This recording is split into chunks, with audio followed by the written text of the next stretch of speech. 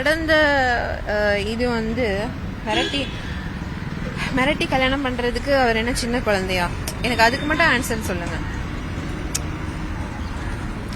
ஒரு குழந்தைய மிரட்டி நம்ம வந்து சாக்லேட் கொடுப்பேன், அப்பதான் இதை கொடுப்பேன், அப்பதான் நீ இதை பண்ணணும்னு சொல்லலாம்.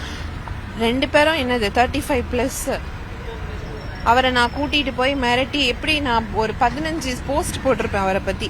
ஏதாவது ஒரு போட்டோ அவர் உருனோ இல்ல கோவமாவோ ஏதாவது ஒரு போட்டோ நீங்க எடுத்து என்கிட்ட காமிங்க, இதுல வந்து அவர் இதா இருக்காரு, நீ அவ்வளோ ஹாப்பியா தான். நான் அந்த வீடியோஸ் நான் போட்டிருப்பேன், ஒரு பர்த்டேயோட சர்ப்ரைஸ் வீடியோ, அதுல எவ்வளவு ஹாப்பியா இருக்கிறாரு. எப்படி வந்து மிரட்டி தான் பண்றாங்கன்னா இந்த மெசேஜ்ல என்ன இருக்கு? லவ் யூ பொண்டாட்டின்னு இருக்கு. லவ் யூ பொண்டாட்டிங்கிறது ஒரு பர்சனை நான் மிரட்டி வந்து அந்த வார்த்தையை வாங்க முடியுமா? இது எப்போ மெசேஜ் அனுப்பிச்சிருக்காரு? ஜூன் 25. என்ன அமைச்சிருக்காரு? திரும்ப அமைச்சிருக்காரு, after 12 years I got one soulmate. அவர் வாயால அவர் சொன்னது, அவர் message. I don't want to lose you.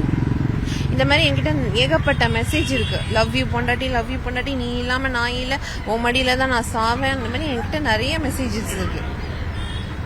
But இன்னைக்கு வந்து வெளியே வந்து ஜாய் மிரட்டி தான் இது பண்றா, காசுக்காக தான் இது பண்றான்றா. எனக்கு புரியல. காசுக்காக இருந்தா இன்ஃபேக்ட் நான் வந்து அவரோட பேங்க் ஸ்டேட்மெண்ட் காமிக்க சொல்லுங்க. எனக்காக அவர் என்ன ஸ்பெண்ட் பண்ணாருங்கிற பேங்க் ஸ்டேட்மெண்ட் காமிக்க சொல்லுங்க.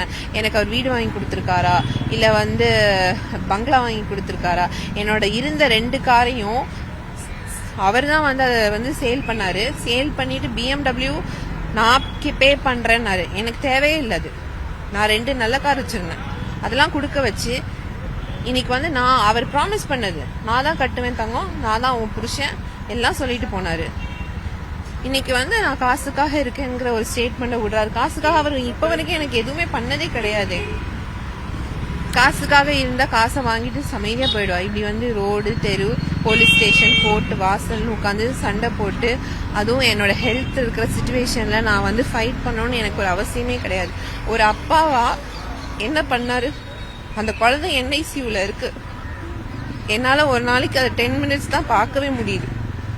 ஆனா ஒரு அப்பா இன்னைக்கு அந்த குழந்தையை கொச்சப்படுத்தி ஒரு ஸ்டேட்மெண்ட், நீ எல்லாம் இப்போ ஒரு அப்பாவா? அந்த குழந்தையோட சாபம் உன்னையும் உன் குடும்பத்தையும் சும்மா விடுமா?